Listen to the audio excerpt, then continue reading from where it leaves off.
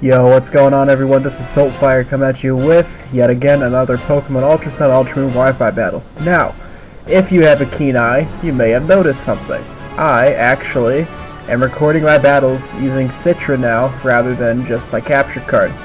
This allows me to record in 1080p, make some cool custom backgrounds, and also remove the lines, which in my opinion, look pretty smooth, but maybe in the next couple battles I'll do one with the lines, because you know, some people are kind of 50-50 on it. Anyway, this is a battle that took place on my stream tonight. This is against DeezCoconuts, and I'm using a team. I think you guys who have been subscribed to me for a while may recognize this team. I've used this team before in Sun and Moon, and it's still a really good team. I got to the 1900s on the showdown ladder with this team back in like August, I think.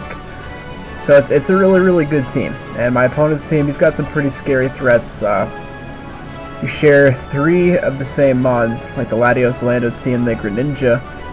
And yes, you know, both pretty standard OU teams, but still without doubt a very interesting battle. So yeah, let's just get right into it. So I'm going to press play, and I'm actually going to lead Magnezone. For some reason I like to lead Magnezone with this team. Just because, you know, in the odd chance that they do lead Ferrothorn, even if they lead Greninja, it's still good because nobody stays in on Magnezone with Greninja, and if they do, they just go Spikes. So just lets me get a free Flash Cannon up, so even if he did go for Spikes there, Flash Cannon still would have done a lot of damage to a Protein Greninja that uses Spikes. So I do about 50% of the Latios, which is really nice. I actually switched into my own Latios here. I was predicting him to go for an Earthquake there, because I have seen quite a few Latioses with Earthquake lately. But he actually reveals he's Scarf by going for the trick, so I'm going to just double out. I thought maybe he would see the Ferrothorn coming, or I don't know, so I went for my Lando-T instead of my Magneto. He just goes for the Leech Seed, which I'm like, okay, that's fine. It's going to drain a little bit of health from me, you know, not that big of a deal. It's just like, what, 10% maybe? So I'm going to switch out. I go into my Magneto now because I figure now he might go for Stealth Rocks, but no, he just goes for the Leech Seed, so good play on his part. He didn't expect me to stay in there. I don't blame him. I think the logical play was to switch out, so he's just going to Protect Stall the HP Fire, and I just want to keep spamming HP Fire whether he goes for Protects or not. Just because I want to keep the pressure on him. I do not want him to get his Stealth Rocks up, because that would be very annoying. So I go for my HP Fire, does a lot. He just goes for the Gyro Ball rather than Stealth Rocks for Spikes. So I don't know, maybe he was hoping Gyro Ball would do more. I'm not entirely sure. Maybe if I was a Scarf Magnezone it could have done more, but even still, like, it wouldn't have done much. If I were him, I would have gone for Stealth Rocks. So he's just going to keep Protect stalling me until I can kill him with HP Fire, because at this point, he just wants to weaken my Magnezone as best he possibly can. So he goes Protect here, it fails luckily. I go for my HP Fire, and it is enough to kill, thank goodness. I think if I got a low roll that wouldn't have killed, but luckily it did. So now he goes into the Greninja. I thought maybe, you know, I'm Choice Spec, or I'm Assault Vest. Maybe I can live like a Spec's Dark Pulse, probably not a high Hydro Pump, but he just goes for the Z move instead. So it reveals he's not a Spec's Greninja, but because he's going for the Z move, it tells me right away that he is an Ash Greninja for sure. So that's fine. He's going to get his Ash Ninja up.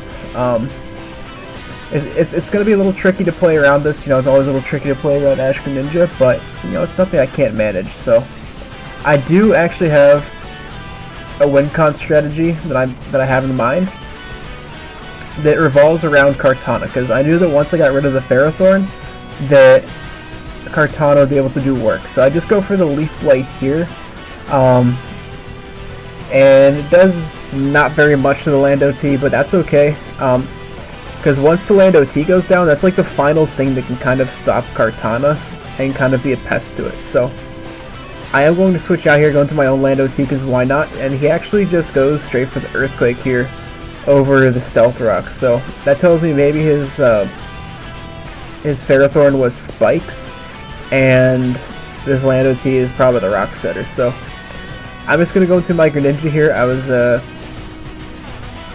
Actually, yeah, I was expecting the hidden power ice. That's how I went to my Greninja. And right here, I went for the Dark Pulse. I'm not entirely sure why. I thought he might switch into something else to take an Ice Beam or a Hydro Pump. But sadly, he does live the Dark Pulse. So he is going to weaken my Greninja quite a bit. I think if he was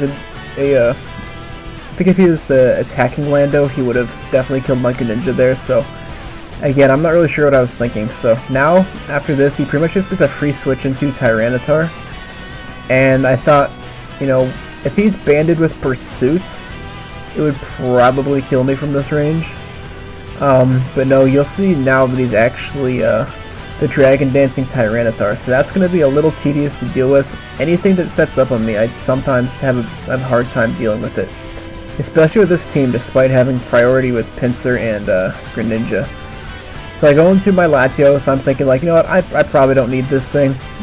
And he's going to Mega Evolve, and he's just going to go for the Dragon Dance right away, so I'm like, crap.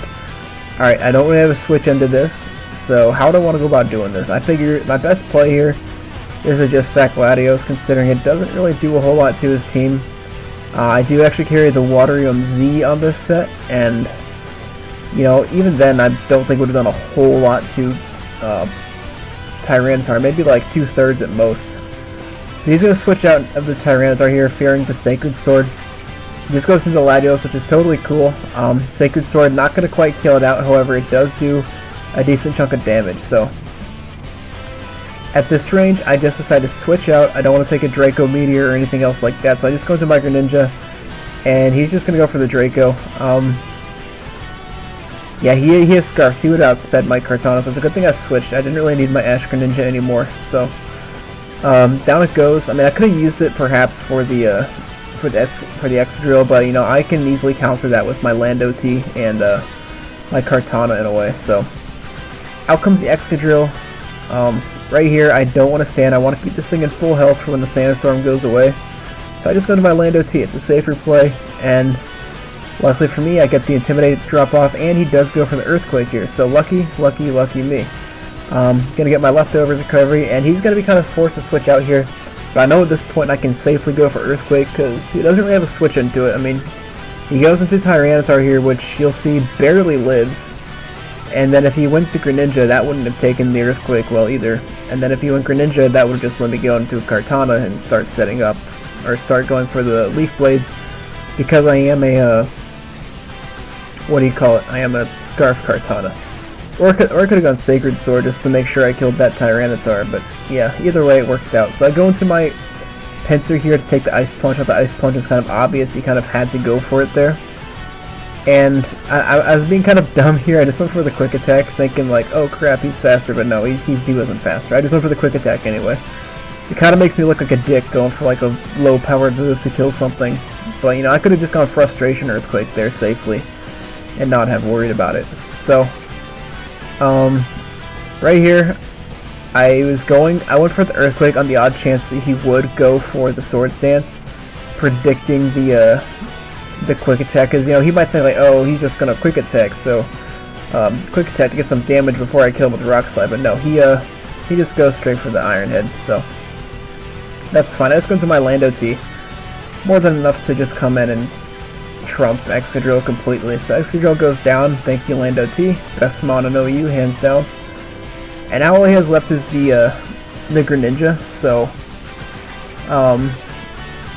he's going to come in here, he's just going to go for Water Shuriken. I guess he goes for that because he knows he can kill me with it, and he doesn't want to risk dying from the Earthquake, so he just goes for it, I don't know. Or he doesn't want to risk dying from Earthquake, from missing a Hydro Pump rather, is what I should have said. But either way, I can safely come in here with my Kartana, and it's going to easily be able to live these Water Shurikens. The only way Water Shuriken kills is if it's Specs and in the rain. Luckily, he's not Specs, nor is he in the rain. So Leaf Blade goes off. That's a dead Greninja, and DeezCoconuts. I actually have another battle with him from tonight on the stream. I might upload that. I'm not sure. It was another really close battle like this one. Yeah, if you guys like this quality, just let me know. I'm happy to keep posting videos like this, and you know, I really look forward to seeing where this channel goes, because it's a lot of fun to post these videos. So Glad you guys enjoyed it. If you did enjoy it, leave a like, subscribe, and I'll see you guys next time. Thank you.